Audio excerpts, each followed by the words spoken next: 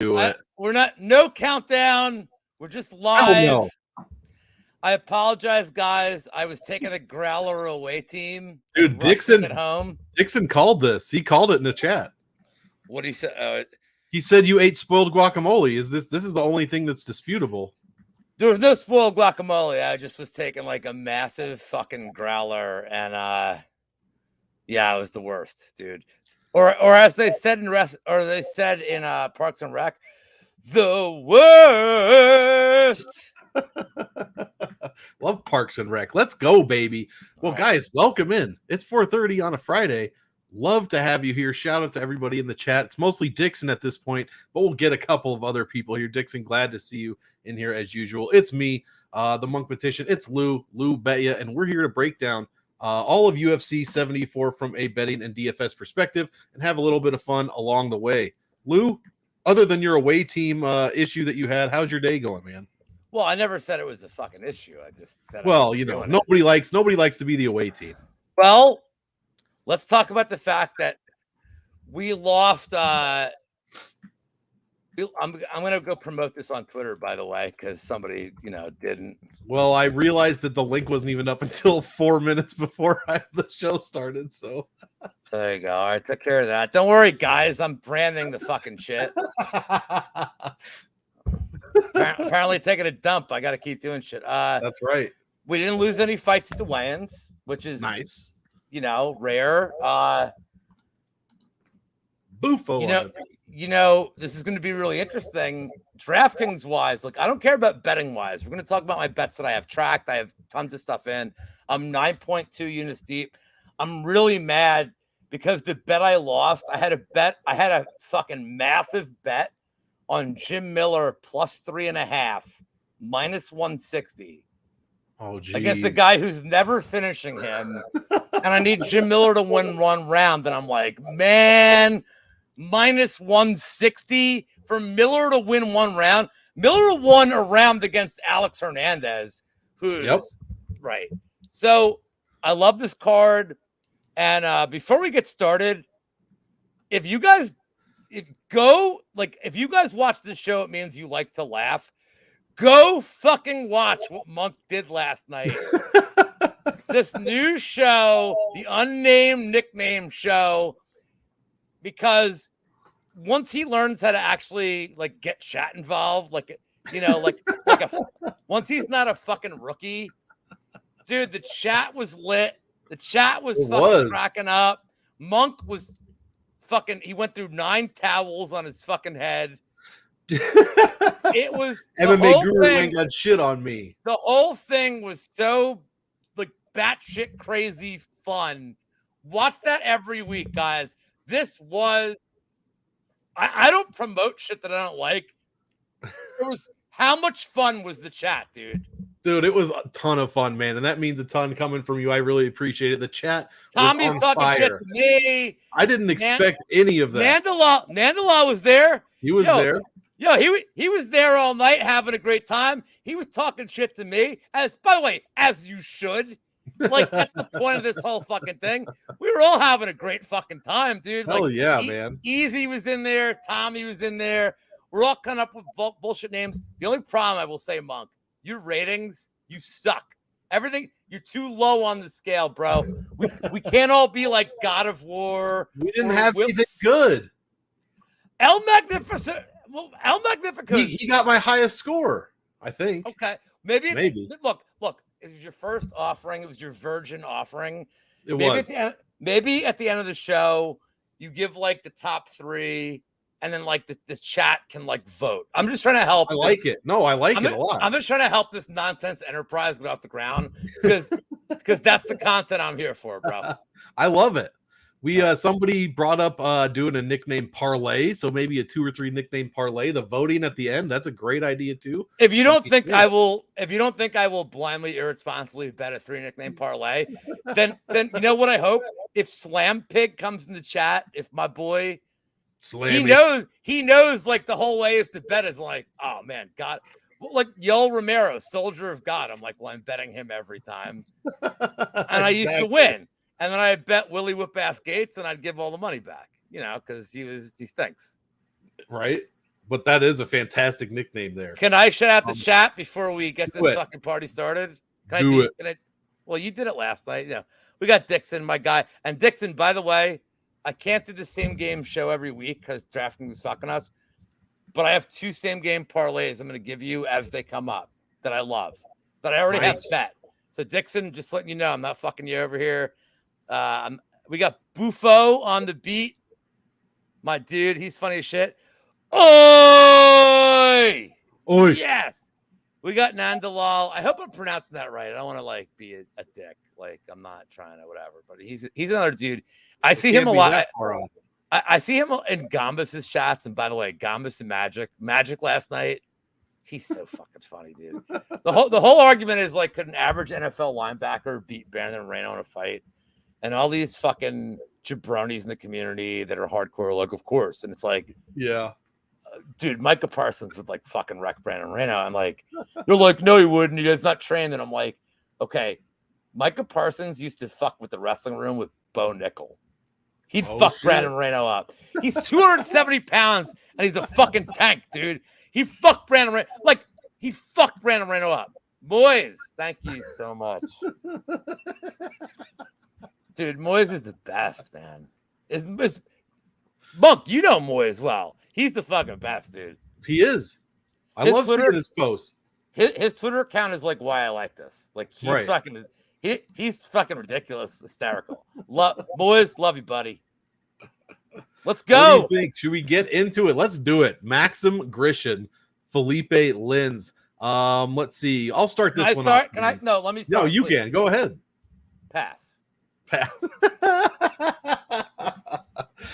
Yeah, it's gonna probably be a relative pass for me as well. For DraftKings, maybe a little bit of Lins because he's so much cheaper. Oh, look, I can't say why I'm passing. Oh, you can. Lins stinks. Yeah, he's never shown urgency in a fight. And Grishin, by the way, and this whole like Grishin, he's 39. He's a 39-year-old Russian, man. Yeah. Like, no, like Alexei Zhamnov played for the Flyers. He was 38. He used to go to my buddy's bar and smoke cigarettes after games. Nice. 39-year-old. No, I'm saying is 39-year-old Russian is not really like a big fucking deal, dude. Like Alexei Olenek. It's not a big deal. Being an older Russian, like they're kind of like, eh. Like, so the pick for the show is Grishin. If you're betting Lins because he's dog money, that's great. But like, the pick's Grishin. Don't bet. Just if you're in your head, think, oh, cool. UFC starts at 7:00 because I don't have any money on the next fight either. Well, no, I do. That's a lie. But like, it starts at 6:30. Yeah, I don't mind that at all, man. This one, I mean, Grishin, if you watch that William Knight fight, I believe that was his last fight, did not look great, has never put up decent DraftKings points ever, has a relatively decent floor, I suppose, but Felipe Lins has all the DraftKings upside. He's way cheaper. He has been killing it at light heavyweight. That said, he's only beat Tanner Bozer, Marcin Prachnio and OSP. So Grishin probably better than those guys at this point, I suppose. So he might have, this is gonna suck. This is gonna be like a cardio, just destroyer of a fight. I think it's gonna go to decision. Grishin probably gonna win, but Felipe, I believe, has a little bit of finish equity for DraftKings. Next, the man without a nickname, Luan Lacerda, Damone Blackshear. Let's see here. Good to see you in here, Prince of Mischief. Absolutely. I'm going with another jabroni. With Luan Lacerda this week. I like both guys. I just don't trust Damone Blackshear's wrestling quite as much. If he had a little bit more or something that I would see, then I would probably be picking the underdog in this case. But Luan Lacerda has, even though he is 0-1 in the UFC, he put up a hell of a fight against Cody Stamann, scored over 40 points, almost 41 points, landed a takedown of his own, and finished without allowing any points inside the distance. So, yeah, that's where I'm going to go with this one. Luan Lacerda also has the better strength of schedule over Damone Blackshear, regardless of having just one UFC fight. So give me double L here at 8,700. Lou, what's your take on this? Did you just say Lacerda has the better strength of schedule? Yeah. So here's what I drink before the show, right? Yep, and I know how much you love the Bash Brothers. Do you do crack before the show? Because there's no fucking way you can say Lacerda has. Dude, Blackshear faced Sabatello, Sabatini. His last five strength of schedule. But dude, he's faced like legit fucking grapplers, and I'm seeing people be like, "Well, Lacerda's gonna sub him." I'm like, come on, man. I'm on the Blackshear side here. And I have one unit on him, and I got him at plus 120, and now he's at 130, and I got him at plus 125, and now he's 130. But I have a prop on Blackshear too, dude. His sub prop's like just bananas. Oh, look at this fucking asshole. Yeah, well, I'm the king of. I wish we had the pre-show seltzers, but Greg's too busy being a faux boyfriend right now. He knows. He knows. You know what you did. Look, man. Blackshear, like the last two fights. Oh, all right, you said only left. Oh, we're only okay, great. Let's talk about those last two fights. He split with Zalal, and I don't love Zalal, but he took it on 3 days' notice. He looked great for 2 rounds, and he fucking had no gas. Yeah, I like this. All right, here's my favorite Jew, the Hebrew Hammer. I gave this out on Pat Show, this round 3 sub plus 4,500. Yeah. These cardio concerns. Yeah, I do have I clap him. I mean, Wiz, you clearly did not hear the beginning of the show where like I ran home because I went away team dump in a bar. I was clapping my cheeks. Big time clapping them cheeks to get home. Wiz, I was clapping my cheeks to get home to you motherfuckers, to give you the content you so deserve, so richly deserve. Mm-hmm. Wiz, we can't all do 1 minute breakdowns. This is a 9-hour breakdown. So I think these cardio concerns with Blackshear are kind of like fucked up, dude. Like, and the Basharat fight, he had him in a fucking sub in the 3rd round. And yes, I do love the Basharat brothers, Monk. You know I do. Like, I fucking love the Basharat brothers. But Blackshear hung in there. Yeah, he got dominated the first 2 rounds. But man, he wrapped up a sub in the 3rd round. I think the cardio concerns are crappy. I know like Prop has like this fight to end in sub you know why I don't like that bet.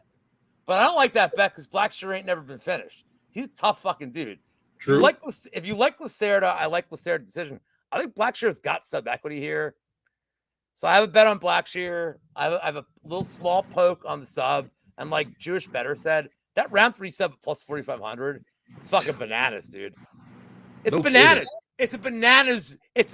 Dude, he almost submitted Fareed Basharat in the 3rd round. Lacerda is a very big step down from that. So I love that round 3 poke. It's a prop to consider, and then I'm betting it. So not even a maybe. So here's my question to you. Yeah. What percentage you have to play both here? And there's a lot of reasons you have to play both sides. Yeah. What percentage of your lineups are you poking on this one? 70? On this whole fight, I mean, yeah, maybe in the 60s, probably is what I was thinking. Probably 35-25 Lacerda was my thought, just because I prefer Lacerda. But yeah, I agree. You have to have some Damone Blackshear here. He is winless in the UFC in 2 fights, but as you just said, that Zalal fight was a majority decision draw. And then Basharat, I agree with you. I think the Bash brothers are going to be a problem if they aren't already. And Blackshear was plus 350 in that fight. That was closer than it should have been on paper. So you got to have both sides here. Lacerda also very inexperienced. So I would not be surprised Blackshear gets his first UFC victory, and it would be well-deserved as well. And he's fighting for his job, Monk. Absolutely. Because he's not 0-2. He's technically 0-1-1, but still that after 3 fights, that's not something the UFC likes to see, unless your name is like Augusto Sakai or somebody like that. Next fight, here's a good one. Monk, shout out to my favorite escapee from the mental asylum. I don't think he's a bum. Thank you. By the way, I looked at Wiz. Wiz is selling picks, guys. He's a pro. Wiz does sell picks. Wiz does. You know what I know? If I want Wiz's picks, I just ask him. But I also go watch Wiz's 1 minute breakdowns. Because Wiz fucking breaks down shit quick and concise. Dude, his breakdowns are great. His channel has not enough viewers. Go fucking support my friend and my boy Wiz. Right Motherfucker now. puts in so much hard work. But Wiz, knowing you're on Blackshear, fucking love it, dude. Like, because you know what Wiz is? Wiz is the human Asian cheat code of betting. Oh, yeah? And this isn't racist. This is anti-racist. If you go to like a fucking casino and you're like, oh man, I lost like $900 on that slot. And the guy said, I pull one time. And there's the jackpot. That's Wiz. That's Wiz's fucking shit, dude. Wiz fucking nails all this crap. Like blind tail Wiz and don't ask questions, and you're like fucking rich as shit. Right? That's my Pretty dude. much. But go follow his fucking channel. If you're watching this and you don't follow Wiz's shit, for fuck's sake, man. He interviews fighters, he gives you breakdowns. NFL Bell. Well, we'll see if that's coming back to his channel when he talks to me. I may entice him into a different proposition. But Wiz and I breaking down fucking NFL is, if you guys didn't watch the show, if you watched the show this year, Wiz and I made you like an insane amount of fucking money. That's all you need, baby. No, I'm not even joking, dude. I'm not talking my Bet MMA tips, which by the way, I'm plus 35 units, 25% ROI. If you watched the NFL show with me and Wiz, we made you like an insane, crazy amount of money this year. Like way better than I've done in 20 years betting NFL. We made you all the fucking money. Go follow Wiz. He's my boy. Let's go. I see Patrick in here too. Nice. What's up, Pat? Yeah, no, don't do it, Wiz. Don't do it. Nope. Team motherfucking Higgins. We got Patrick in the house. Our boy Pat. We got White Hostral, another friend of the show. Hell yeah, boy. Also, can we talk about the lovely, the vivacious Jenna Marie in the house. Jenna Marie, one of my fucking favorite people ever. The sweetest woman. You know, she makes me want to move to California, but I won't do it. And I don't even know who this guy is, but this is the guy who knows. Yeah, take a cup of coffee in the big time Frosty Crusader. Yeah. Oh yeah. All right, let's go. Sorry, buddy. Oh, good. You know what? I was gonna feel bad that I like delayed the show, and then I looked at the fucking fight you put up there. Yeah, this one we can pretty much pass on. I like probably Jin Yu Frey a tiny little bit for DraftKings, but I'm not playing this fight. What do you got for this? You betting it? You're betting big on Elise Reed, left hook Larry? No, I don't have a bet on this, but I'm gonna caution the community. Everybody seems to like Reed. I get the reasons. You know, like I broke this down a couple times this week. Like Frey coming off a bad knockout. Reed younger, like looks like she has working on takedown defense. Here's my cautionary tale for everybody. Everybody loves Reed, and that line ain't moved. Yep. So don't bet it. And you know what? You're not going to be upset one way or the other. Like, so where does Jay Lethal? Oh, Crispy Bacon is a fucking tremendous name, man. Look at this. Oh, nice. You know, it's funny. I know a dude named Crispy Lettuce, but like, if I have to choose bacon over lettuce, like I'm 1,000,000% taking Crispy Bacon over Crispy Lettuce. Where does Jay Lethal rank among all-time wrestlers? So, Monk, do you know who Ric Flair is? Oh yeah. You don't know who Jay Lethal is, though, right? No. So Jay Lethal wrestled. He was regional Northeast, and then he's had a lot of success in AEW. He's Ring of Honor. Jay Lethal does an absolute, and he's black, by the way. He does the most insanely. If you didn't see him and you heard his Ric Flair, you'd think nice. like you'd think it was Ric Flair. And there is a clip. I'll send it to you after the show of him and Flair having like a woo off, taking their clothes off, elbow dropping their own shoes. It's so it's like the most amazing thing ever. And like, I mean, he's like not top 50, but he's made a really good career of himself being awesome. So there you go. Right. And Jenna's saying read one lineup. That's hey okay. Man, no, she's gonna be. Well, she's gonna. What's her ownership? Oh, it's got to be like 10%.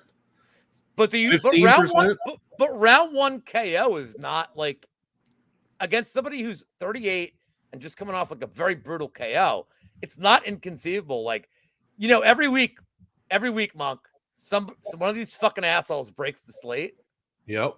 She could be the one. And she's going to get you like a knockdown first round fit. She'll get like 120 points, dude. I hope not. Woo! See, Crispy Bacon knows. Chris P. Bacon. Oh, no. Chin no chin. Dan Soder's the man. I love Dan Soder. But just so you guys know, nobody has a fucking Macho Man invitation like me. All y'all motherfuckers are playing for second. Nobody. I don't know. Dan Soder's is pretty good. Might have to have a one-off. I don't know, but like, I will tell you this, Jared. Pat, Addicted to Combat, was talking shit to me today.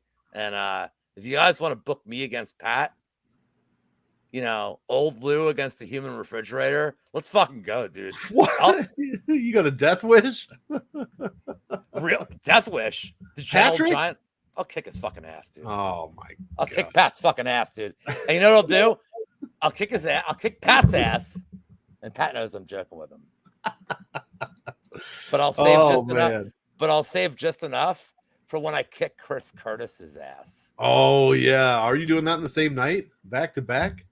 I don't know, that little bish doesn't want any part of this. He won't answer the challenge. Chris Curtis wants to make money fighting. I don't know why he won't fight me. Yeah, there's only one reason why he wouldn't answer the challenge. Well, I'll promote it. He doesn't know how to promote a fight. I'll promote it. Scared. And then I'll knock him out. Speaking of knockout, it's a street fight. Triple yam bag knockout. That's true. Speaking of knockout, maybe some yam bags here. I'm inevitable, not inconceivable. Inconceivable. Daniel Santos, Johnny Munoz Jr. Who do you got in this fight? Action. What do you got for action? We lost a little bit of line value here, but I still like Santos to kick Munoz's ass. I know there's a lot of people that I respect that are sharp on Munoz this week. And I think a lot of it comes down to Santos throws a lot of spinning attacks, and then Munoz can capitalize, take him down. Like, I get it. I understand it. I think Santos is just a fucking special talent, and he's like a fucking savage. And I think Munoz can win the first 2 rounds. Santos is going to be like, okay, and just like turn it go on. fucking go batshit on his face. Like, I really do. I think this kid, you watch like. On the UFC level, we only have 2 fights. We have him getting his ass kicked by Castaneda and then like fucking him up. And we have him getting his ass kicked by Arce, who, by the way, is an incredibly good technical boxer. But Santos in that 3rd round, like, he just wore the damage. And he kept Arce was against the cage like the whole fucking 3rd round. And like landing every jab he threw. Like, I'm not taking away from Arce's performance was like fucking legendary. Santos just gave no fucks. So the kind of guys that are going to beat Santos going like I don't know what Santos' ceiling is in the UFC. But guys like Munoz Jr. who are like, okay, I'm going to try to grapple and be safe. Mm-hmm. Munoz isn't submitting Santos. And I don't love Munoz's cardio. His chin is suspect. I just think Santos like gets his fucking shit done. It's even money for the ITD. Like, that's fine. I have this played. Let's war Santos here, man. And I love this kid, man. I love what I see from him. Yeah, I agree. I'm on the Santos side here. Partly because there's nobody at like 9,000 range that I really even want to play. And unless I want to have, unless I want to leave like 4K on the table salary wise, like I have to play Silva or Santos or something. I like Santos. That would be quite a sick. Fight. It would be sick, if he gets the win here over Munoz, that's something to think about. Or Algio. My other Algio. But yeah, Algio would be sick too, man. Yeah. Well, I like Santos. I mean, I think he has a potential to score triple digits, which is what we want to see. 9,200 is not the most expensive, so even if he scores 100, 105, I think he's got a decent shot. He has a large ceiling He did score almost 120, I believe, against John Castaneda in that win that Lou mentioned. Johnny Munoz Jr., I like his wrestling side, but DraftKings-wise, he doesn't have much of an upside, at least that he's shown so far, just 87 points per win. I'm not a huge fan of that number. Yeah, 83 and 91. He put up 91 against Jamie Simmons. So I think Santos has the higher upside. He is more expensive, but I'll be looking at other underdogs this week that we'll get to here shortly, I'm sure. And I don't think Santos is too expensive to pay up for. I think he's got a good shot at being on the optimal lineup. So I'll pay up for him. Next fight. Here's one that I'm not playing probably much at all. Andrei Arlovsky, Don'Tale Mayes. This is probably, I don't know what Lou's going to say, but if I was a betting man, I'd be putting money on Arlovsky decision or Arlovsky money line. I'm sure they're basically the same at this point. If anything, for DraftKings, I'm probably not playing Arlovsky at all. In his last 5 fights, he's averaging less than 66 points per win, and that's 4 wins. If anything, I'll put a little bit of Mayes in my lineups just in case the crazy thing happens and the 44-year-old guy gets KO'd. But Mayes isn't bringing like anything like athleticism or quickness or, you know, much of a sense of urgency to finish a fight. So I don't really want to play much of him. Give me a little of Mayes and probably no Arlovsky. What do you think about this heavyweight match? I think that, like, I mean, like, I don't want to like chat. I don't like promoting people that like don't care about me, but I do like John Stargarian. I respect a lot of his opinions, and he said something on his pod this week where he said this number is getting ridiculous, and like he said, if Arlovsky gets to plus 125, he'd get involved. That's what he said on the Club and Sub. Arlovsky at plus 115. I mean, like, I don't know where Mayes is better other than being an athlete and looking more like Kanye West. And like, Jared, did he make this nickname up? Because this is a fantastic nickname. Don't ask, don't tell, Mayes. Come on, that's fantastic. Dude, he has this one is the win. Kind of shit that would get points on my show. I mean, look, man, in a vacuum, he has one win in the UFC, and it's against fucking Josh Parisian, where he fucked his face. Right? And yeah. Oh, yeah. Like, is there, like, forget about age for a second, Monk. Is Arlovsky just superior everywhere? He's a fucking former champion. I think so. And he's plus 115 against a guy who in pro wrestling would be introduced as in the ring to my left. Like, he's not even getting like a fucking entrance. So like how do you, and forget about like decision prop. Just take Arlovsky, or better yet, don't bet it and just root for him. But like, he's plus 115 right now. I'm probably gonna like fucking take a poke on him, man. Like, I have to. Like, why is he's an underdog because of his age? That's it. Don'Tale Mayes stinks. I mean, Sakai is like, I don't care what Sakai's Tapology says. He's 90. Right. And he pitter-pattered, and Mayes never has a plan B when he fights. Like, he gets hurt, and like, or as my buddy VB said, he doesn't even have a plan A. Like, he just fucking, yeah, I mean, he's gonna get cut. Well, I mean, probably won't because it's heavyweight. Like, they need like jobbers, but like, I mean, like, where is Mayes better than Arlovsky other than I'm younger? Like, where is he better? Yeah, exactly. You would think someone 13 years younger would be quicker, more athletic. He's not. He doesn't even have more power, I don't think. Like, maybe he does, but Monk, there's only one Mayes. There's only one Mayes that we can bet on. Who's that? Billy Mayes here. Billy Mayes here with the power of OxyClean. Can I ask the chat and you? Billy Mayes or ShamWow Vince? Oh, Billy Mayes would smash. Can we lifetime poll this?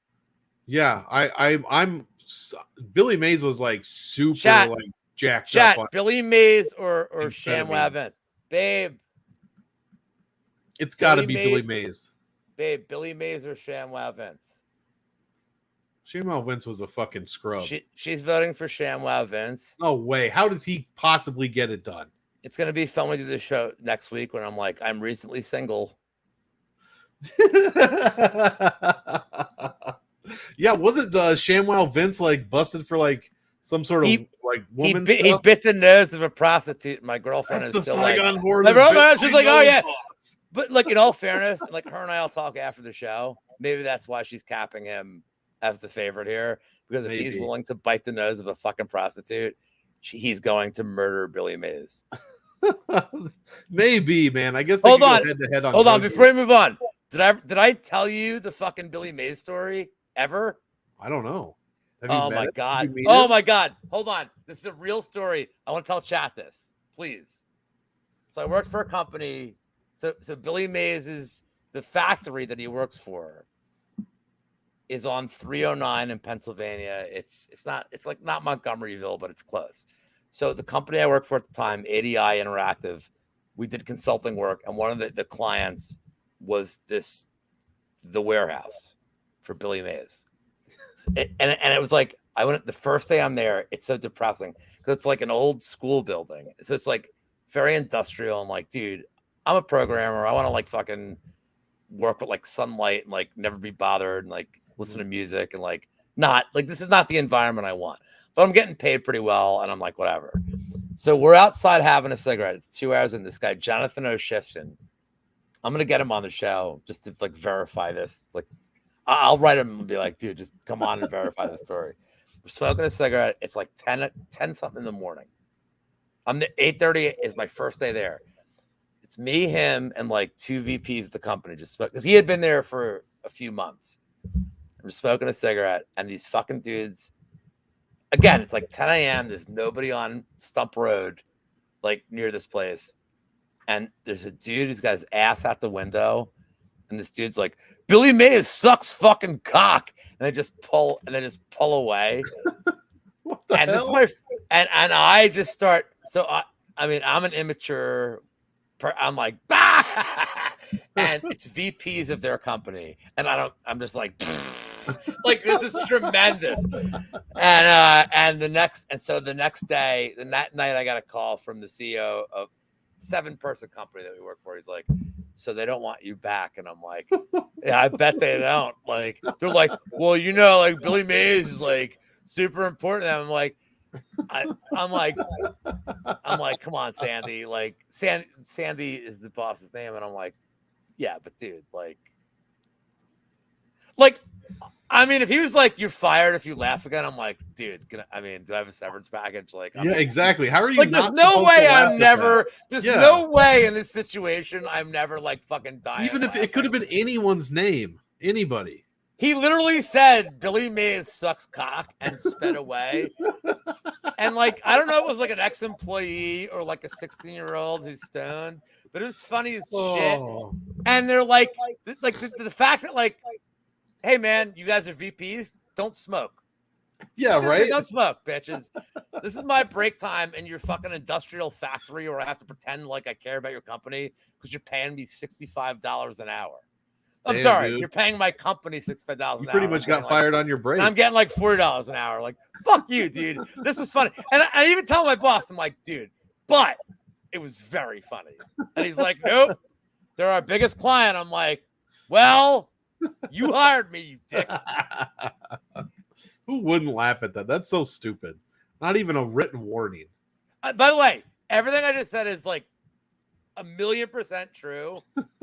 And I'm gonna, if I can get Jonathan O'Shifton, like the dude that like was the head IT guy at the company, if I can get him to like just come on.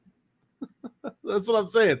Is that worse or better, chat, than getting fired on your day off? If you get fired on your smoke break? If I can get, dude, I talk to him like here and there, like, you know, like I still have that. Like if I can get him to come in and be like, he didn't give a shit about betting, but if I can come in and he'd be like, this is 100% like actually like. And because he laughed too, but he was still like, no, he was like fucking so ingrained they can't fire him. But he also didn't laugh. He like chuckled. I was like, lost more of a guffaw. No, I like lost it. I'm like, oh my god, like this is the greatest thing ever. You're like, he's right. Billy Mays does here. Do that. Billy Mays here for drive-by moonings. Speaking of mooning, we've got mooing Gaffarov. I'm the king Mooning Gaffarov. Of fucking segues. Going against John Castaneda. Why don't you tell us what you think of this short notice replacement fight? Oh, Wait, is it? Yeah, it is. I hit. He looked good on the scales, but I hit him early in the week. I like Gaffarov here. I think he's in the distance prop at plus 240 is pretty good too. All the sharp monies on Castaneda, allegedly. And yet, line ain't moving. No, it's moving toward Gaffarov. Yeah. It is. What little line movement we have is definitely going towards Gaffarov. Let's talk about the most important thing. Yep. If you're Castaneda and you grapple, do you want to take Gaffarov's back with that back hair? I don't know, man. That's a commitment you have to be willing to make. Because it's basically like defense. Yeah, I think Gaffarov fucks him up. I think he's the more skilled fighter, and I think that it's funny. So I'm speaking seriously here for 45 seconds. There's people that love Castaneda. They think this is a market overcorrection. He's coming off a bad loss. He's fighting somebody on short notice in Gaffarov. You're also going to hear that Gaffarov looked terrible against Chad and Halliger. Dude, he's 27. He lost. Losing like a contender series when you have like an adrenaline dump is acceptable. Like it's a big moment in your life, dude. Like this is your like shot. He's from Tajikistan. He's made no money in his life. This is a opportunity to make all the money to support your family. He looked great and he ran out of steam. And then he went to LFA and he fucking dominated. And his win against Susan, the LFA, he looked like a fucking badass, dude. Everybody loves Castaneda. Who's he beating? Like, I feel like Castaneda is like kind of like, bro. but I feel like Castaneda is this like guy that like people lionize, like they lionize him as like, oh, he's so good. You don't realize that it's like, but his results don't show it. I think Gaffarov just in a vacuum is so much better. I think this short notice shit is bullshit. And people agree because this line has only come in on Gaffarov. I love him here. His in the distance is plus 240. I love that too. But Gaffarov all day for me. And in terms of DraftKings, I'm just stealing your shine here. Sure. He has the takedown equity. He's the better striker. I think he's the slate breaker, dude. I couldn't agree more. This is the dog that I'm big. He's no Elise Reed, but like he's all right. Yeah, that's true. No slate breaker like Reed, but I'm on Gaffarov big here. I agree completely. I think his wrestling upside is too good to pass up. I think you got to have that rostered. Like you said, the thing I was going to argue against Castaneda, yeah, he's got 4 UFC fights, but his 2 wins are Miles Johns and Eddie freaking Wineland in the year 2021. So, I mean, think about who else was beating Eddie Wineland around that time. Not even who else, but how Eddie Wineland was getting beat around that time. That's after Sean O'Malley did what he did to him. I think Eddie got knocked out again either before or after that. So, yeah, this isn't I'm a fan of Gaffarov here in this fight. I think he can get Castaneda down. And I really think he's going to be the better DraftKings score in a win. Castaneda did have 100 points, but again, he put up 117 against Eddie Wineland, and he only put up 83 against Miles Johns, and he finished that fight. Yes, it was in the 3rd round, but a 3rd round sub finish, you're only getting 83 points. That week it was fine because he was 7,300. This week he's $8,400, guys, so well above his average salary, and I just don't like any of those numbers I just read. So give me Muin Gaffarov for the win. Castaneda would have been a solid WEC guy. Absolutely.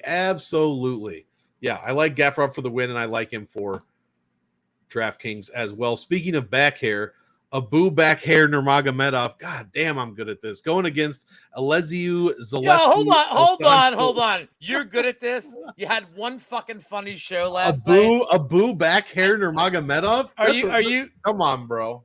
Are you Monk McDonald? Are you Monk McDonald now? You can't dispute that. Abu back hair Nurmagomedov? No offense, son. Good. No offense, son. That's you can good. be the funniest dude ever. You'll just never be the funniest guy on this program. That's all right with me. Fuck you, man. I'm happy. You're just mad that you didn't have a boo back hair in Nurmagomedov. No. Now that you have the floor, I'm gonna go finish the rest of my cigarette. There we go. Well, you can go out on Adam Whitehead's fantastic comment there. Let's go. Capoeira against Abubakar. What did we call him last night? Titty Porsche Nurmagomedov. I don't really like this fight for DraftKings, to be honest. Zaleski, let's see, has a bunch of fights in the UFC, I believe. Yeah, 12. In his last 5, though, he's averaging just 90 points per win over his last 3 wins. So nothing too crazy. Who's he been fighting here? We've got wins over Benoit Saint Denis. That was the fight that everyone here lost money because we all had that under 2.5 or finishing inside the distance. And that was the fight where the ref just let it go and let it go. I believe it was that one anyway. And Saint Denis took just a brutal ass beating there. Yeah, got almost outstruck by almost 100. Beat Alexei Kunchenko and Curtis Millender. None of those people except Benoit Saint Denis are still in the UFC. Took a decent loss to Muslim Salikov, was very close split decision, and then Li Jingliang beat the brakes off him, 3rd round KO. So Zaleski, I'm just not too sure about him. I think I leaned the Nurmagomedov sign. I think his wrestling is good enough to get it done, but I don't think he does anything with his wrestling at all. He only has 2 UFC wins, 73 points, guys, per win. 73 points per win. I don't think this fight finishes. I'm not looking at either guy to score, to have a 100-point score very often in a win. So this is a fight I'm going to be fading overall. I don't know what Lou is going to say about this one, but if he's not back in 5 seconds, we're going to have to just come back to it. There he is. Zaleski Dos Santos. You got any action on this one? Because I don't really like this fight for DraftKings, to be honest. I mean, I don't like to being like a stat monger. I leave that to you pros. But like, look at it. You're talking about like his DraftKings score. Look at his 4 fights. He's never had more than 1 takedown. And yet, the narrative this week is, oh, he's going to have great takedowns. Like, Zaleski Dos Santos can't defend takedowns. Are you okay? Like, are you sure? Because it's not even that he gets 1 takedown a fight. It's that he doesn't attempt them. Like, could he fight a smart game plan here and like kind of look minus 400? Yes, he could. Good. Will he? But will he? He hasn't proven. No, I mean, like if he goes for takedowns like early and often, he probably looks minus 400 here. But like, okay, but he hasn't shown in 4 fights in the UFC at that level that he's going to enact that game plan. And by the way, Vlasishev Borshev was the ref or whatever, from the Benoit Saint Denis. Slava Claus? No. Vlasishev. Not gonna work here anymore. Was his name. Yeah. He was supposed to fucking ref on. Yeah, that was card. That fight, right? Yeah, all of us had like the under 2.5. Yeah, we're like, fuck this motherfucker. And he called like a bullshit point deduction, like in the 3rd round. It was like, what? Like, stop, dude. And Benoit Saint Denis ended up being like, I mean, you didn't know from that fight, but like he's a pretty tough dude. Yeah, not bad. We knew he was a pretty tough dude. But he's a good grappler. Like, so, like, I don't want any part of this because I don't know what Zaleski Dos Santos is going to look like. Like, off the, like, is he off? It seems like he's still kind of on the asparagus. If this is right. But also, as Norm would say, allegedly, but also really. Like, we don't know, dude. I mean, it's linear. If Nurmagomedov goes for takedowns, he should win this because Zaleski Dos Santos traditionally struggles against that. Yep. But he's a guy that has 1 takedown a fight. So why people are assuming this echo chamber, copyright Aaron the dog, echo chamber, saying that oh, he's gonna go grapple. Like, we don't know that he will. So it's a total fucking pass for me. The over 2.5 is minus 210. Oh, great. Oh, that's exciting. If you guys are action junkies, bet the split decision. Yeah, there you go. Fuck this, dude. Yeah, exactly. Here is the first of Oh, what everyone's calling it. Unfortunately, I might have to agree. Free square, the free square. The free square. Yeah, I heard it 1,000 times already. Malarkey, Muhammadjan, Naimov. Why don't I mean, yeah. I'll just start it off. You go ahead if you want. Before we talk about the capping element, let's talk about the free square element. Can we talk about this? Yeah. So look, is he a free square in the sense that he's going to outscore 6,700? Yeah. Even in a bullshit decision win, as long as he's not like Blagoy, he's going to 10. Right. Johan Linace. So let's give the people good advice. Is he a free square in cash? 1,000,000%. No, not in cash. No, he's not a free square. A free square just in cash? No, I think he's a free square everywhere. In cash, he's like I'm saying in cash. Again, a 50-50. Oh yeah, everybody's he's 1,000,000% a free square. He'll be 100% owned. Like you just take that out of the equation. Now in a GPP, where the way you win is to go different, I don't think you could play Naimov. Naimov's very bad. Yeah, that would be tough. I love the under here, by the way, because I think Naimov is like round 1 KO or bust. And unlike that Prado fight, Naimov's been finished. And I think Malarkey just like fucking retard strengths him like in the second round if like it gets there. But in a GPP, like everybody's gonna have Malarkey. Like what do you like? The pick's Malarkey. Like I don't want to talk more about this. Like it's a stupid fight. I want you to go here because I want to talk about like what's his ownership going to be and like and like why go against him. And then when we get to the Jim Miller fight, because we have the rare two completely free squares. Like, and then on top of that, Monk, there's nobody in this like crazy high range because I think the highest salary guy was Guram, right? Yes. So who's the highest salary? Is Karine Silva the highest current? Like, so here's the thing: there's nobody at this like. This isn't like a pay-per-view where we have like 7 people in the 9K range. We don't. You have a lot of people in that like 8,500 up. Like Elliott's 9K, which is, egregious, but I understand it. But this becomes like weird lineup construction, not just to put up points, but you have allegedly 2 free squares. How do you go different to win the $100,000?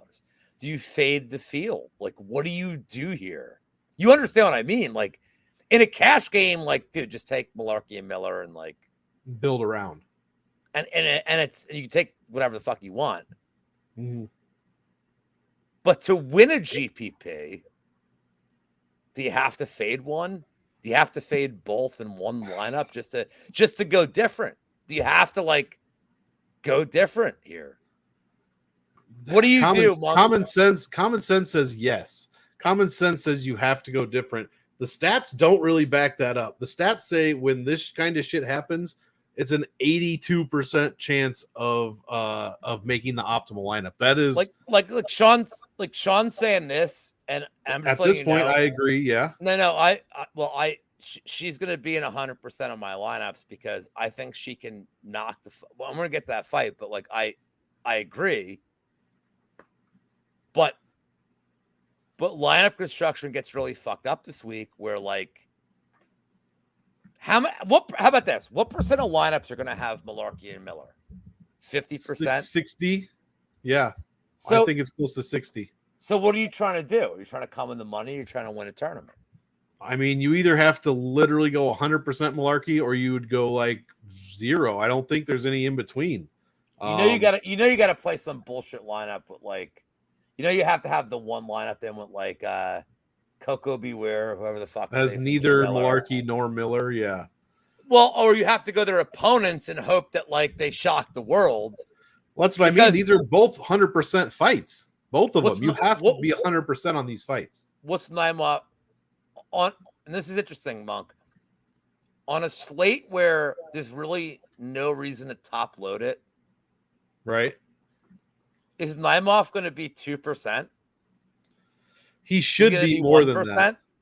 He should be like on a lineup where you do like this, but the stars and scrubs doesn't apply for this kind of slate. Right. So he might be 1%. He's not gonna be 1%, but he's gonna be less than 5%. And so is Coco Beware. I'm facing Miller. Like these guys are gonna be nothing owned, which. And you I wish Marley was here because he's another guy like you. Like we talk about you got to go different sometimes. We're not. By the way, guys, Marley was big on going different this week. By the way, this has nothing to do with this fight. Monk and I are now just completely talking about how to make you $100,000 with lineup construction. That's what this is. This isn't the pick's malarkey, right? But when you how much? But I'm saying is if you're gonna run 20 line, if you're doing the 20 max, do you go 5%? Do you throw Nymov in one? Yes. Do you throw Butler is his name? Jesse Butler. Jesse, I made my name up Butler.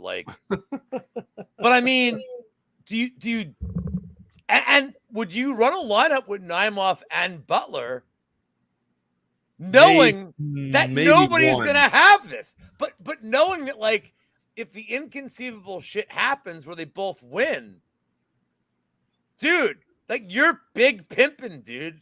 I'm saying is that's true, but you would have so much salary left over because they're such huge dogs that you'd have to nail the other 4 fights, which would be easier if they weren't such big dogs. I'm just explaining to people that they think it's so easy. Okay, cool, I'm down to a 4-fight being right.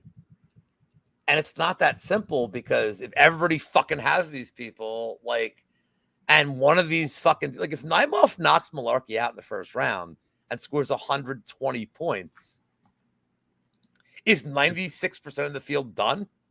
Right. Just what Justin says. Yes. 100% true. Wait.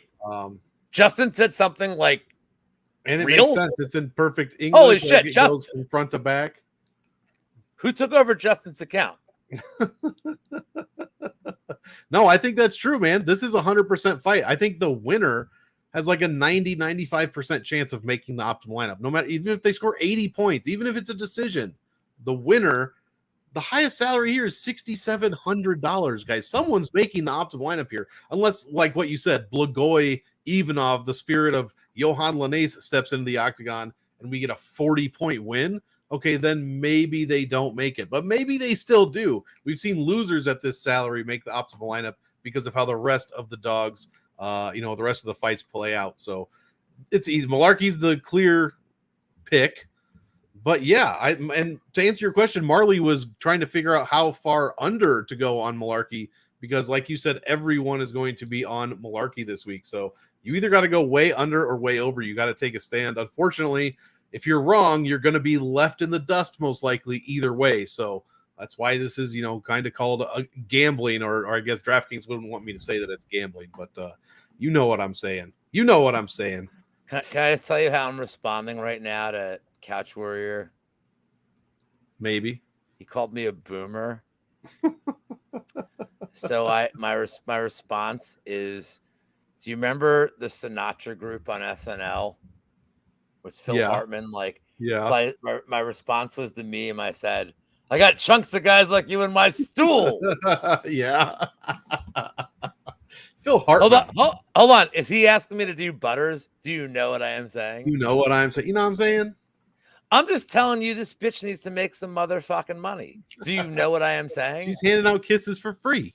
Dude, him listen to Pimps. I know what you were saying. I know what you are saying.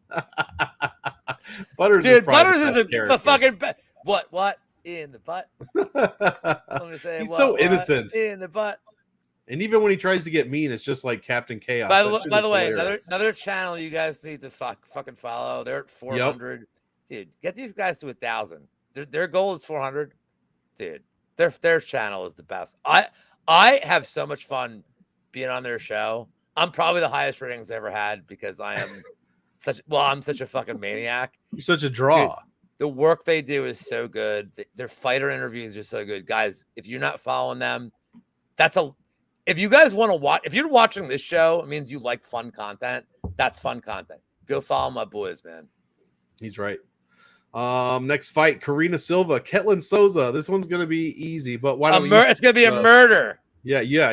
We already said. I'll just do mine quick. Silva by murder. That's I'm playing Silva in a ton of lineups. Next. By the way, her hair. I mean, come on, bro. No, hold on. As the kid said, wood. Oh, yeah. Tim Elliott. Rough couple weeks for our guy. Going against you start this because I got this is gonna be my Magnus opus. Tim Elliott going against Victor Altamirano. He won the nickname show last night, El Magnifico, with a very appropriate score of bullshit 5. Yeah, he. You know what? I'm glad that he won with like a 6 or whatever, because the bar is now like you're not like willy-nilly giving out 9s. You give exactly. No, I like it. You're like the Simon Cowell of wiping his head. Or what did Tommy call you? Sweaty McBalls? Sweaty McBalls. How Dave He's like, I can't buy you too many drinks. Sweaty McBalls told me not to buy you drinks. I am sweaty McBalls here. Just so you guys know, like, Monk talks to my real life friend Tommy like fucking constantly. Like, so yeah, we're actually just goo-gooing over the newest season of that show we were talking about that you need to watch, Lou. Tim Elliott, Victor. I'll start this one. I like Altamirano. I've been on Altamirano all week, and then he came in at a ridiculously low salary of $7,200. Whatever my bias may or may not be, and I'm not against Tim Elliott or anything, this is a must-play fight. This is my number one must-play fight. Both of these guys score tremendously well on DraftKings. Tim Elliott, not so much lately, since he decided to go to Kansas City over with James Krause and whatnot. His scores have really come down. But before that, I mean, he was averaging triple digits, most of his wins, majority of his wins. So this guy knows how to score well. Got a great wrestling game, great control time game, constantly active, which is what you want to see. Victor Altamirano on the other side is just a scoring machine so far. He's made the optimal in 2 out of 3 fights. He smashed Vinicius Salvador, scored 88 points. Not great, but he was only 7,900 that week. Scored 133, almost 134 against Daniel Da Silva. First round KO. Fantastic score right there. So I love Altamirano. I'm not generally a narrative guy, but man, I think, this could be more of a JP Bays and less of a Mackenzie Dern situation for Tim Elliott. And that's kind of how I see it. So I'll play a ton of this fight, probably 100%, almost 90 to 100%, but most of my stock will be in the Altamirano side. I don't know if Dixon's still in the chat, but I told him about same game parlays. I hammered one Elliott 1 plus round 1 takedown and like over 7.5 minutes, like minus 120. Oh wow! Dude, just I like unload the fucking. That's crazy. Now, as far as winning, I don't care, man. Like, I know there's a narrative thing. You're mentioning Altamirano's whatever. Can we have a stat on what do people score against Lacerda? Because like, dude, everybody fucking puts up numbers. My concern with Altamirano, and so here, you want stats, Monk? You want to know that I know stats? Oh yeah, let's hear it. So I looked this up earlier in the week because I wanted to make a case for Altamirano, and I can with this stat. I can make a case with this stat. Altamirano gets taken down. He's been taken down like so many fucking times, and he's only controlled like 35 seconds on average a takedown. And I looked at Elliott's takedowns, and he only controls about like 28 seconds takedown. So as a DraftKings player, like, I mean, dude, you're like, great. Just keep dumping them on it. Like, dude, land 30 takedowns. Like, that's great. Like, at 9K, like, absolutely. I don't like stacking. If there weren't so many free squares this week, I would say this is like an amazing stack fight for how many grappling exchanges are going to be. It's going to go distant. Like, I think the loser of this fight scores like 45 points, 50 points. Like, yep. And if it's Altamirano, dude, that's great. Like, obviously this week, I don't want to say there was some salary voodoo here. In a week where you have all these like cheap dudes, like you can't do this. But like on like if this is like a pay-per-view fight, like undercard fight, I feel like this is a stackable fight with how many, especially because I think Elliott will gas later in this fight and Altamirano might take over. My concern with Altamirano is, and I had a bet on him against Salvador, and I loved the bet. Salvador has no grappling, and Altamirano could like barely hold him down. Like, and he wasn't. Like, the thing is, Elliott, like, even at 37, I'm taking the narratives out, but like Elliott's such a good scrambler that like if Altamirano couldn't hold Salvador down, he's never holding Elliott down. The problem I have with Elliott is he's 37. He had to cut 31 pounds to get here. Like, I know last week he was like a buck 155. So my pick is Elliott. The bet is the Elliott 1+ round 1 takedowns and like time prop it to get good money. But Monk, that's not the primary bet here. And I think you know what the primary bet is. We have two different stances. It's not yam bags, guys. This is the first ever murder bags bet. Like, if you can find a book that will take action on Elliott kicking him square in the sack and calling him Kevin, take the bet. And also, for any of you guys that ever saw the show, did you ever watch Schitt's Creek? Yes. Most of it. So Ann Murphy, the girl from that, went to a different show on AMC called Kevin Can Fuck Himself, which was 2 seasons. It's fucking... If you've never seen that show, by the way, with your sense of humor, Monk, it's 2 seasons. It's fucking brilliant because there's like the fake comedy world, which is like every like Family Matters stand-up like comedy you've ever seen. Oh yeah. and then the dark world, like it's amazing. Kevin Can Fuck Himself season 3 starts Saturday. Like, nice. And I know you like Altamirano, and I get why you like Altamirano, Monk. Don't you want Elliott to win just for what we're going to get in the cage for the interview?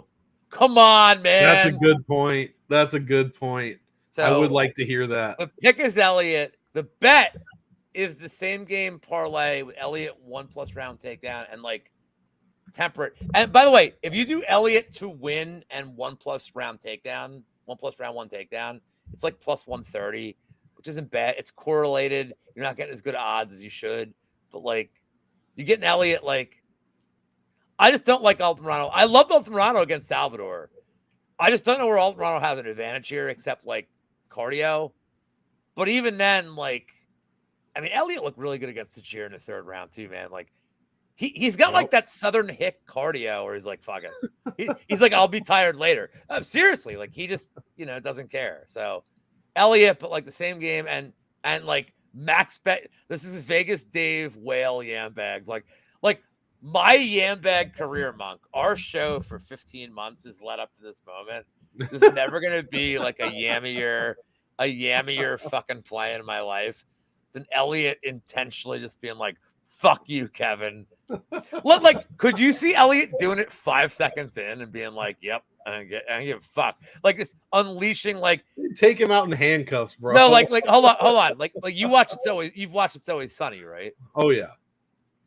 This is the Dennis thing where he's like, "I'm unleashing that rage and it knows no bounds. I am Zeus."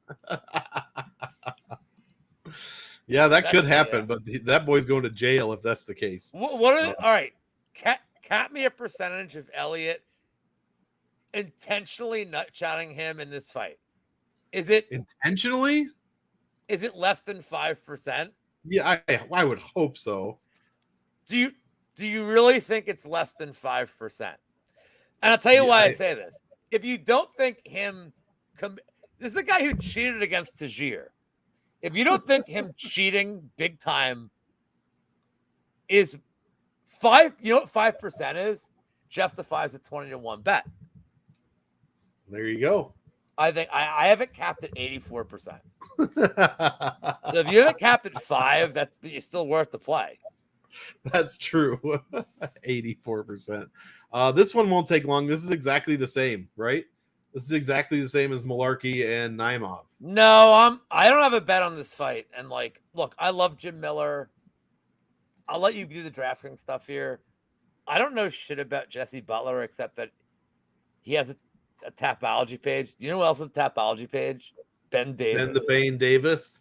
Right. So like, and it appears that he has legs and arms, which is That's great. true. Yep. He took a 2-day fight against a dude who, I mean, I had a massive bet on Miller plus 3.5 against Gordon at minus 160. I'm like, so Miller needs to win one round and not die against the guy who never finished anybody. I'm like, dude, seriously? Yeah. Yeah, Miller. I mean, look, man, Miller round 2 has been fine in your career, like just I guess, but like I think as a parlay piece at a very reasonable price, just throw Miller in a parlay with people. Like I think you're fine here. Like Miller could actually have a rare cardio advantage, and you know I've talked about this at length. This whole like he only has 1 round cardio is fucking horse shit. Yeah. He won the second round against Alexander Hernandez, who's way younger than him, way more energetic. Like, and he was okay in the third round. Like Hernandez just was really good. Like Miller's, I think all these concerns are overblown. I think Miller's gonna vet lesson, dude. That's what it is. It's a vet lesson. Yep.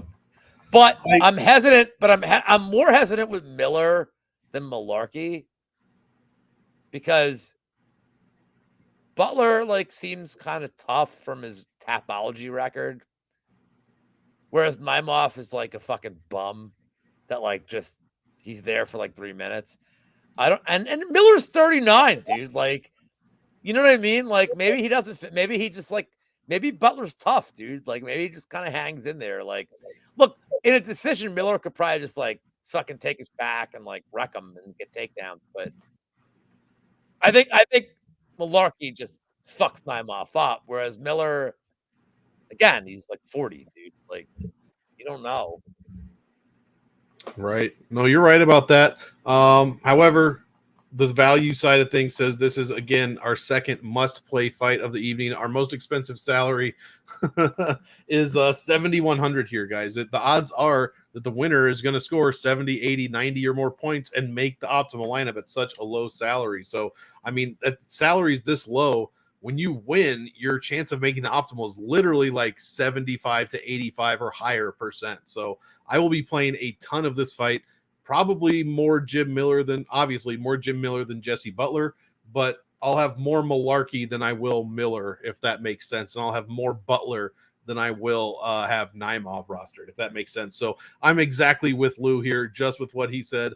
I think the Miller side probably wins. I don't think is as much of a guarantee, I put that in quotes because I hate using that, as Malarkey is. So I like Miller and Malarkey. They'll be in a bunch of my lineups, but I will have some with just one or the other, and maybe a couple with none at all, and maybe just one, like Lou said, with both of their opponents. So next fight, co-main event, Bruce Leroy, Alex Caceres going against Daniel Pineda. Why don't you start us this one so you can end the last one, Lou? Yeah. So I have a good bet here. I'm not going to give you a side. I think Pineda early, Caceres late. Caceres is round 2, round 3 sub props are like, gave it away on props considered, and then maybe bet with Gordo Gambles. Also go watch that. It was like plus 900. Oh, wow. But what I like here is fight to end in submission at plus 185 is like Pineda's not getting a knockout. Caceres' head is like a brick. And if Pineda doesn't get him out of there in the first 8 minutes, he's going to give up his back.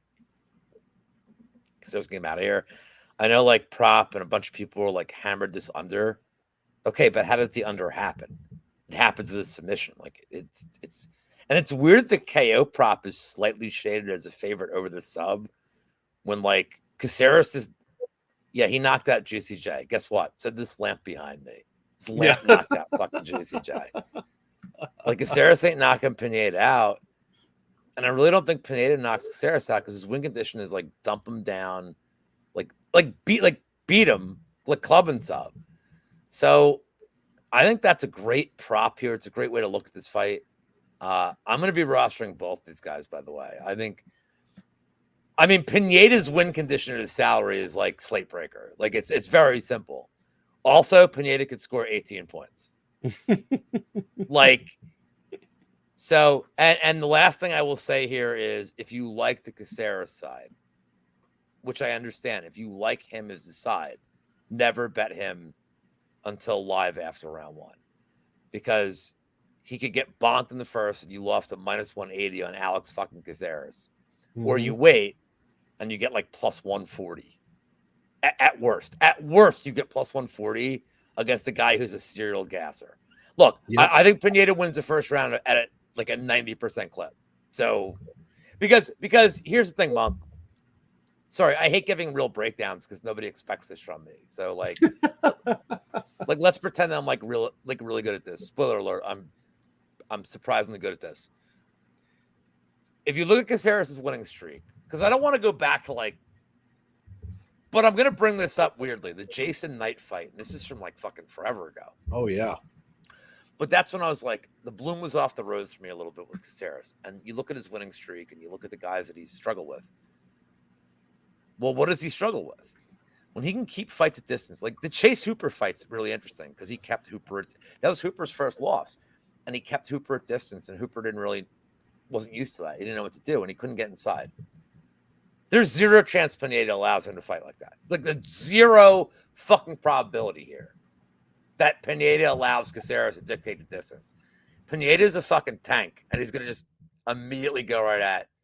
And if he gets bonked, he gets bonked. But he's gonna go right at Caceres. He's gonna crowd him. He's gonna make him uncomfortable. And Caceres historically, and by the way, congrats to Caceres. This is his 28th fight in the UFC, which is incredible. Incredible. No, that's an incredible accomplishment, dude. That's an incredible accomplishment. He's 34, almost 35. That's it. It's an incredible accomplishment for Caceres. If his name was Ted Jones and his nickname was like Guy, he'd have been cut. I'm just putting it out there.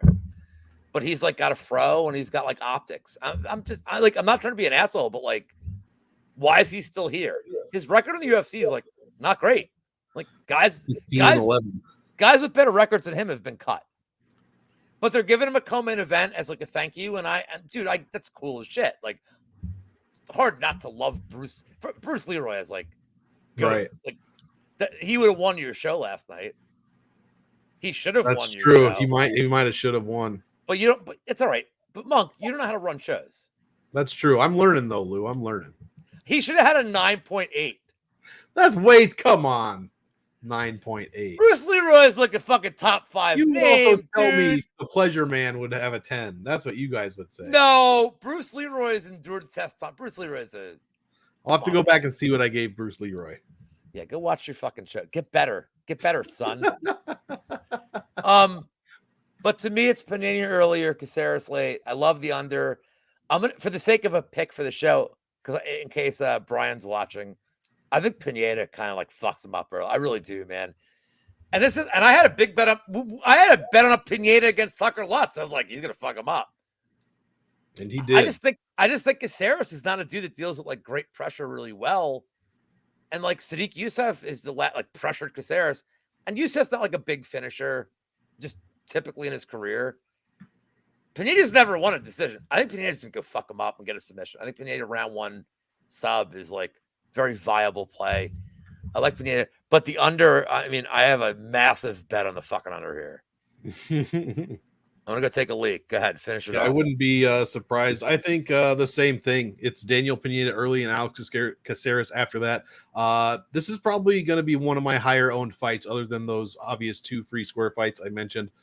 Pineda at 7, at his, just what Lou said, at his price with his win condition, which is a first round basically finish. I believe he's done that in 4 of his 5 wins or something like that. Every single win, or 4 of his 4 wins, I don't remember. Every single win is over 100 points though, and he's just Xing these dudes out and putting himself on the optimal lineup. His DraftKings points per win in his last 2 is 120. That's Tucker Lutz, which he scored 102, and Herbert Burns, which he scored 137 points in a second round KO victory. I also like Alex Caceres. I'm actually picking him to win. I want to see him get a win here. Both of these guys have made the optimal lineup out of their last few fights. Caceres made it against Arosa, and then probably against Sungwoo Choi, in which he was 7K, huge underdog, plus 205, and beat Sungwoo Choi. So I like both sides here. I'll have a ton of this fight rostered, probably about 50-50 to be quite honest when it comes down to my personal exposure. But Pineda, probably has the larger DraftKings upside, and it's probably not very close. Caceres only averaging 93 points per win in his last 4. So, yeah, I like this fight. I like Caceres for the win, but do not sleep on Pineda. Hopefully, it's not a bunch of recency bias. Everybody sees Tucker Lutz KO, and then that's that. So, yeah, give me both sides in that one. I'll start this one off. Main event, Kai Kara France, Amir Albazi.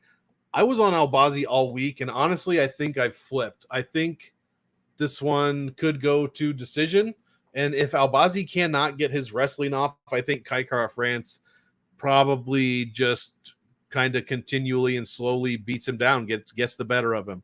That's kind of how I see it. I like Amir Albazi. I would like to see him win this fight, but will it happen just because I like something to happen?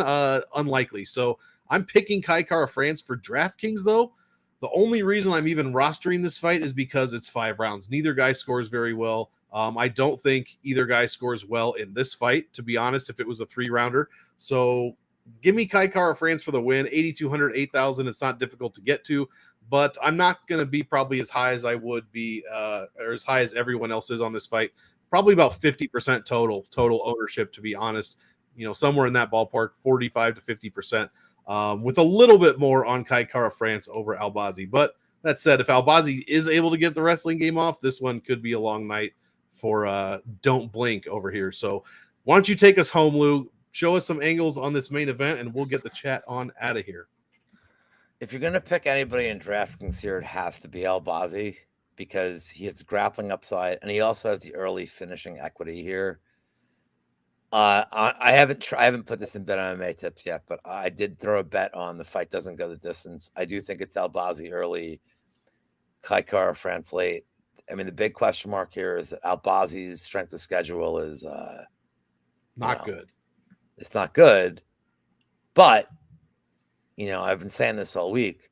Look at the fights that have been canceled, and by the way, and 0% of them are him canceling them. Right. They've given him Royval. He hurt himself. They gave him Elliott. They gave him Alex Perez. Shocking news. Alex Perez pulled out of a fight. Withdrew from a fight. But they're trying to give Albazi these fucking top dudes. Like, they realize this dude's really good. I think so. And, yeah, he got a round 3 finish against a dude on short notice in Alessandro Costa. But, he fucked him up. I mean, he's fucking him up the whole fight. Yeah. He's having fun. He's he's probably dude, I haven't fought in forever. I gotta it was I need gym time. If you take strength of schedule out of this and we're just looking at skill set, and everybody's like, oh, Kai Kara France's takedown defense is so good. It's dude, a lot of that was defending Askarov, who was shooting from 19 feet away. An Irish whip in wrestling. That's yeah. he was telegraphing them to that point. And what I like about Albazi is when Albazi goes for takedowns, you watch it's all his tape. He's shooting from it's the 0 to 60 takedown. He's shooting from 2 feet away and nailing it. He'll hit you and then immediately, but he'll hit you with the intent of going for a takedown. He's going to land takedowns here. The question with Albazi is we don't know what his card is going to look like round 4, round 5, because he's never done it. And does he have a plan B if Kai Kara France has takedowns? To answer that second question, I think his striking is it's weird that people are oh, Kai Kara France is way better striker. Way better? No. Yeah, I don't know about that. Is he better? Maybe. Well, I don't know that he is. Yeah. And and you know what I know about Albazi? He's never been finished. I can't Kai Kara France has been gets fucked up. And the way he gets finished is submitted. So there's not enough meat on the bone for me to bet this, but Albazi round 1, 2, 3 sub on FanDuel's plus 390. I don't like that. It's not enough meat on the bone for me here to bet that. Fight doesn't go is minus 120. I fucking love it. And I think Albazi, it's crazy. Albazi in the distance plus 180. Again, not enough meat on the bone for me to do that. Mm-hmm. But I favor Albazi. I will not recommend strong enough a bet here. For DraftKings, though, he literally is the only one. He's the only one with upside. And even Monk, let's say he has success with takedowns early and then gasses. Yeah. He's still probably getting you 50 some points at an $8,000 salary. Like, his floors are right. I don't think he's getting KO'd one. No, I wouldn't think so. I definitely wouldn't think so. So that's it. That's all I got. Sounds good. Yeah, man. I'm looking forward to this one. We're 5 minutes over our average right now. That's not bad. Do we have a pay-per-view next week? Is that true? Yeah. It's 289 next week? But it's Canada, so we have to. We already lost the fight. I forget who we lost. Chris Dawkins. Yeah. Was that the main event? Yeah, I actually kicked his ass. Oh, geez, man. Chris Curtis better watch it. You just got stuff against guys named Chris in the UFC? No, Dawkins is a Philly cop. I was like, hey, you. True. I kicked him in the shin really hard. And he's like, my leg. And the next thing you know. No, Chris Curtis doesn't watch the show. You know why Chris Curtis doesn't watch the show? Because he's scared. No, it's because he's too busy complaining about goddamn every fucking thing That's true. Like a Jewish man trying to return soup in a delicatessen. By the way, that was not slander. That was a Seinfeld thing. If you guys didn't know, the sea was rough that day, my friends. Like a Jewish man trying to return soup in a delicatessen. That's you know what that's from? Huh? That's the dialogue where Kramer hit the Titleist. He hit the whale. Do you know what I'm talking about? I never was a Seinfeld guy.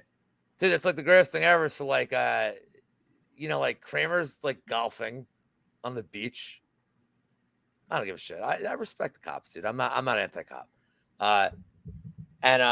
And George had lied to some chick he wanted to date, said he was a marine biologist. And Jerry's like, why? He goes, I don't know. I always wanted to be a marine biologist, like in this gimmick. And they're on the beach. And she's like into him. And then like there's a beach whale, and they're like, is anybody a marine biologist? So his whole like speech goes, the sea was angry that day, my friends. But the ball he pulled was and he pulled the golf ball, and Kramer's like, is that a Titleist? like it was Kramer did it. He goes, well, that's a hole in one. And the whole thing is like a tremendous 4 minutes of comedy because it tied like three things together. Like it was tremendous, dude. Like Seinfeld was hit or miss, but this was fucking perfect. It was a hit. Oh, it was like, dude, they fucking nailed it. And yeah, but anyway, I'm not like, it's not I'm not anti-Jew. Hey man, I had Jewish Betterer on the prop show. I had Couch Warrior. I'm having Dan Levy on Wednesday. I am pro Jucifer. Pro Jucifer for the channel. No better way to end the show than that, in my opinion. Lou, you can find me on my MonkMMATics channel. Game Theory's out. The nickname show's out. I'm not doing shit else this week except relaxing, enjoying the fights tomorrow night. What about you? Where can the people find you? Well, I was supposed to do best bets tomorrow with Brady. I said I'm available at 4, and he goes, "Are you cool? Can we do 12?" And I said, "No, you idiot," because I'm watching Manchester United or Manchester City. Like I'm not fucking. No, dude, I'm plans. I would have done 4 o'clock. Yeah, I got nothing. There you go. I got a lot of fucking shit. Yeah, hold on. I got nothing. I don't know what my fucking schedule is, but I will tell you this: I'm adding 2 videos next week that are one-timers. I'm going to do a Belmont Stakes video.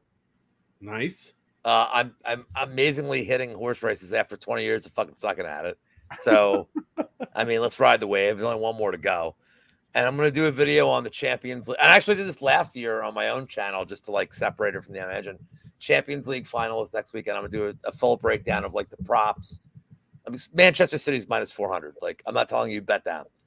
Watch my video. It'll be like 15, 20 minutes tops. I'll tell you like all the props, corners, cards. Like that's what I'm going to break down. Like soccer's like my best betting sport historically. So like I'll find you ways to do that. And if you're watching, I'll find you like a bar in your area where there'll be like some biddies. There you go. Some biddies wearing some jerseys, some kits, as they call it. That's true. They're wearing a kit. And and since Monk fucked up last night and didn't get to do his full tagline out. And I cut myself off. I left everybody hanging. It was great. Guys, good luck this weekend. I will let Monk take us out with his tagline. And I almost want to cut the video off as he's doing it. But I won't. That would have been so funny. Here, I won't, dude. That would have been so great. I got my hand on the button, but I'm going to wait till you do it and not be a troll. Go ahead. There you go. Well, guys, I do, as usual, want all of you to enjoy the fight. So enjoy, and we will see you next time. Have a good one.